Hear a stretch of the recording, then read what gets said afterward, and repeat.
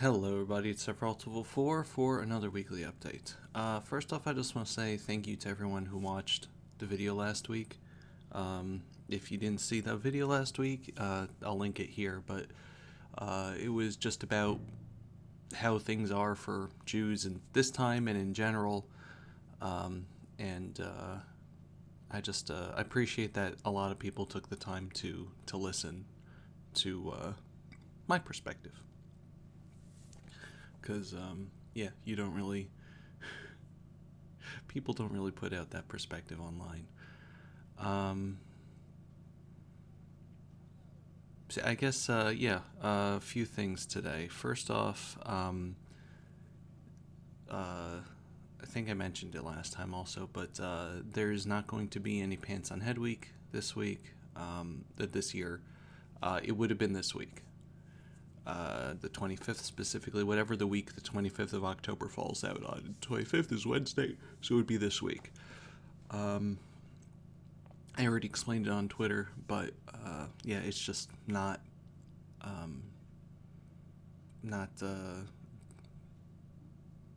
good time for me to stress myself out over that. It requires a lot of work on my part, and on a good year, I just have a very difficult time running it by myself. So I can't do it this year, and I'm sorry. We have raised over $2,000 through that campaign specifically for suicide prevention in Michael's name and Mike's name, and I really appreciate that. I appreciate everybody that has contributed over the years, whether videos or pictures or animations or drawings or whatever. I just appreciate you all, and I thank you, and I know Mike would thank you as well. You've all done good things, and it's been a fun time, so thank you. I said this on Twitter, if anyone wants to do something, either Pants on Head Week or something related, that's fine. You don't need to ask my permission, just let me know so I can help boost it. But I'm not running anything. I'm not joining anything. But yeah, thank you. As for other things, I actually got 2 drawings done this past week, surprisingly. I got a whole load of work done, schoolwork and otherwise, and that included 2 Patreon drawings, so that was cool. The first was Karumi Wendy from Raincode, who's basically Chiaki but without the gamer parts, and it'll look better on Twitter. Go see it there. The other one was Garl from Sea of Stars, which is a really, really, really good game that you should all play. So yeah, thank you for giving me the money to commissioning me to do those. Let's see. As for other things, I've been kind of slowly coming back onto social media. So, just giving a little time there. Did I do anything else interesting this week?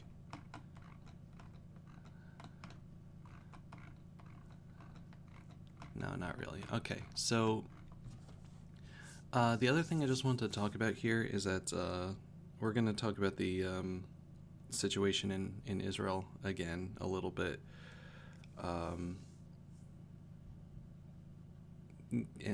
Yeah, I'm just gonna use this example as a generality, but last week there was a hospital that got hit by a rocket in Gaza, and Hamas immediately said that Israel did an airstrike, and that confused me because I know that Israel doesn't bomb hospitals. That's not something that they do, but that's not it's just not something that we do. But people on social media immediately jumped on it and were really, really quick to blame Israel, while the only people I saw that actually had restraint to find out what happened was like CNN and like news organizations, which was wild that they didn't jump on it immediately. But like they took the time to investigate, and the IDF also was like, we're gonna see what happened here. And then they said like it looks like it was a rocket from Gaza that went off course and blew up their own building. And also the possibility that they really inflated the numbers of people that died. Any loss of life is terrible, especially if it's a hospital. Like that's, you don't have to say that. You shouldn't have to say that. But like, they specifically lied and blamed Israel because they knew people would jump on it. And jumping on believing a terror organization immediately like that is really dangerous in general for people. But yeah, it was just kind of sickening to see people immediately just say like, of course Israel did this. Personally, because like it's Israel, but also like that people are so involved in their sense of justice for the side that they want that they'll believe anything, and that's bad. It's bad in general, but what I want to talk about from this is related to this, but also a general idea of the people I saw, whether I follow them or it was retweeted onto my timeline or whatever, that, or politicians or just people with clout that immediately said, oh, they bombed a hospital. None of the people I saw said, I was wrong afterwards. They didn't take it back. But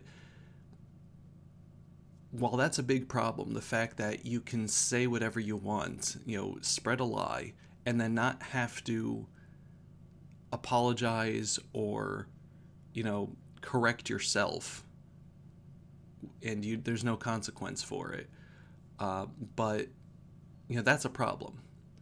But when you spread any sort of lie, especially on social media, that people want to believe for whatever reason, whether it's a good lie or a bad lie, you really want to share it because this is what you think, and you don't care about fact checking at all. So, you share a lie, and then that lie gets spread to people around you and other people around you, and even if later the truth comes out, people don't share the truth because that's inconvenient for them. It makes them look bad. And psychologically, you don't share things that make you look wrong, because why would I want to do that? So people will very readily get outraged at something and spread that outrage without any thought to consequence. But once they're shown to be wrong, they'll at best be quiet. At worst, they'll say, well, it's something they would have done, or, try to explain it away. And even if the person says, I was wrong, that lie is still out there. If you don't take the tweet down, that lie is still out there. Even if you do take the tweet down, so many people have seen it that will not see you saying I was wrong, because people aren't going to share that part, that the damage you caused is irrevocable. And that's not just talking about propaganda from a war in the Middle East. That's talking about any sort of lies or hate that is, local or, foreign or domestic. Whether it's, for your friends or, for anything that you do. If you just jump on something and accuse someone or a group of people of something because it feels like that's something that they would do, or you want to believe that they would be so despicable as to do that, and then it turns out that you're wrong, you can't take back the damage that you've caused. And everything that blossoms out, the hatred that festers because of that, is on you. You can't say, well, everybody was doing that, because that's not that's not an excuse. I don't like bringing up the Nazis because everyone brings up the Nazis, and then you immediately lose the conversation there. But I was only following orders, or I was just doing what everyone else was doing, was exactly what the German people said. You know, they're like the top of the list of examples not to follow. You know, everyone else was doing it is not an excuse, or, you know, I didn't know might be an excuse if, you know, you did your research and it was, you know, a maybe. But like, some people are so ingrained, and this is unfortunately going to be a both sides things, not just by people supporting the Palestinians, but people supporting Israelis too. People are so ingrained in what they believe is justice and what is right, that they will not believe the truth. And not only that, they will go out of their way to ignore it. Cognitive dissonance, I guess. They'll ignore the truth, or they will just not apologize for things that are inconvenient to them. And that's very dangerous in general, but it's extremely dangerous when it comes to matters where, you know, you'll be creating an environment of hate. And that's really what's bothering me here, is that, like, all of this, everything, all the lies that people believe and people have been spreading for the past 2 weeks, and, you know, just all of the hate, doesn't just go away. You're not blowing off steam onto the internet. What you're doing is building up, and you don't know who's going to see the hate that you put online and decide to take things into their own hands.